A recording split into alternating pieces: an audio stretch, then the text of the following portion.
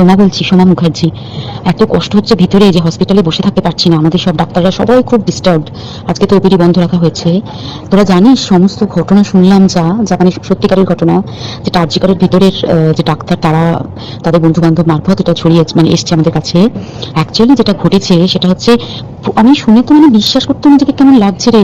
প্রত্যেকটা আমাদের ওয়েস্ট বেঙ্গলের প্রত্যেকটা মেডিকেল কলেজে, বিশেষ করে কলকাতার সরকারি মেডিকেল কলেজগুলোর প্রিন্সিপালরা, ডিপার্টমেন্টাল হেডরা, প্রিন্সিপালরা বিশেষ করে, তারা পাশ করানোর জন্য স্টুডেন্টদের কাছে রীতিমতো টাকা নেয়।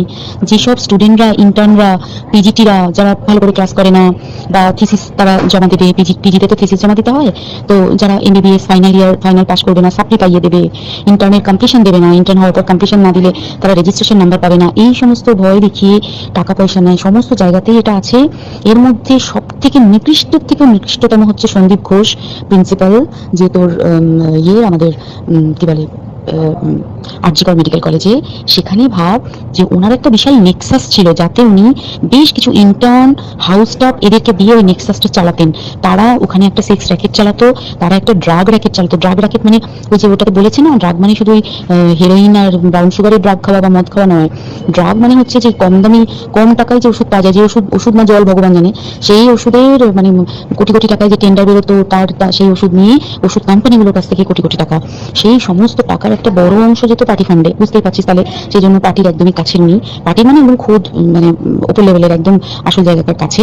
তো এবার উনি যে নেক্সাসটা চালাতেন, তাতে রীতিমতো কোন ইন্টার্নকে উনি পাশ করাবেন, কোন পিজিটিকে উনি থিসিস কমপ্লিট করাবেন, সেগুলো সব ভয় দেখিয়ে টাকা নিতেন। আর তার হয়ে কাজ করতো ওই ইন্টার্ন হাউস স্টাফের একটা পুরো বড় নেক্সাস।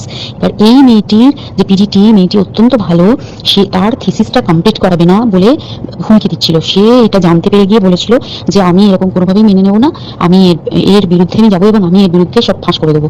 তখন তাকে রীতিমতো ধমক দেওয়া হচ্ছিল। এটা চলছিল লাস্ট 6 মান্থস ধরে, 6 মাস ধরে তাকে হুমকি দেওয়া, তার প্রতি মানে বেশি বেশি প্রথমের দিকে কি করছিল, অত্যাচার করছিল। মানে কিরকম, বেশি বেশি করে নাইট ডিউটি দিচ্ছে, অ্যাটেস্টেড 36 আওয়ার্স ডিউটি, বেশি বেশি করে নাইট, বেশি বেশি করে খাটানো, এবং এগুলো সব জানে ডিপার্টমেন্টাল হেড, চেস্টের যে ডিপার্টমেন্টাল হেড সেও জানে, সিনিয়র পিজিটিরা সবাই জানে। প্রিন্সিপালের নির্দেশেই হচ্ছে এবং ওনার নেক্সাসের ছেলেমেয়েরাই কাজ করছে। তারা 6 মাস ধরে এটা করেছে। করার পরও যখন ওকে আটকাতে পারেনি, তখন কি করেছে, ওই দিনকে ওরা ঠিক করেছে, যে দিনটাতে এই ঘটনাটা ঘটেছে, সেদিন কতখানি প্ল্যান্ড এবং গট আপ গেম দেয়। সেই দিন ওই ঘরে, ওই সেমিনার রুমে প্রত্যেক দিনই 4 তলার আরো অনেকেই যারা সিনিয়র পিজিটি বা জুনিয়র পিজিটি, তারা কিন্তু বিশ্রাম নিতে যেত, অনেকেই ওই ঘরে যেত। সেদিনকে ও একা, ওকে বলেছে তুমি ঘুমিয়ে পড়ো, ওকে একা রেখে এসেছে, বাকিরা কাউকে যেতে দেয়নি। বলেছে ওই ঘরে আজকে ঘটনা ঘটছে, মানে কাজ হচ্ছে, ওই ঘরে কেউ যাবে না। ওই ঘরে সেদিনকে ওর সাথে যখন খাওয়া দাওয়া করেছে বাকি 4 জন, সেই 4 জনের মধ্যে একটি মেয়ে পর্যন্ত ছিল। সে কিরকম মেয়ে চিন্তা করে, এরা ডাক্তার না জানোয়ার জানি না, আমি জানোয়ার বললেও জানোয়ারদের অপমান করা হয়, জানোয়ার সমাজে এরকম কাজ হয় না। তো ডাক্তার নাকি আমি বলতে পারবো না। সেই ইন্টার্ন মেয়েটি আরেকটি ইন্টার্নের গার্লফ্রেন্ড, তো তার সাথে ওই পিজিটি মেয়েটি প্রচুর ঝগড়া হয়েছে। ঝগড়া হওয়ার পরে তারা তখন কিটুমকি দিয়ে চলে গেছে, দিয়ে তারা বলেছে তুমি ঘুমো। এবার ওকে জানি না ভালো মনে শুতে এসেছে। তারপরে তারা গিয়ে মদ খেয়েছে, 7-8 জন মিলে চড়াও হয়েছে। এবং তোরা জানিস যে প্রথমে তার হাত দুটোকে দুপাশে দুজন ধরে রেখেছে, এবং সেই কাজে সেই মেয়েটিও সাহায্য করেছে, ইন্টার্ন মেয়েটি। দুজন ওকে পা দুটোকে টেনে জরাসন্ধের মতো ছিঁড়ে ফেলেছে, মানে ছেঁড়ার মতো করে টেনেছে, যাতে পেলভিক বোন ভেঙেছে, কলার বোন ভেঙেছে, মানে কি বিপর্যস্ত, মানে বিধ্বস্ত, কি নৃশংস অত্যাচার করেছে। ওকে উল্টো দিক করে শুয়েছে, পিঠের ওপর দিয়ে বুট পরে হেঁটে গেছে, মাথাটাকে এমন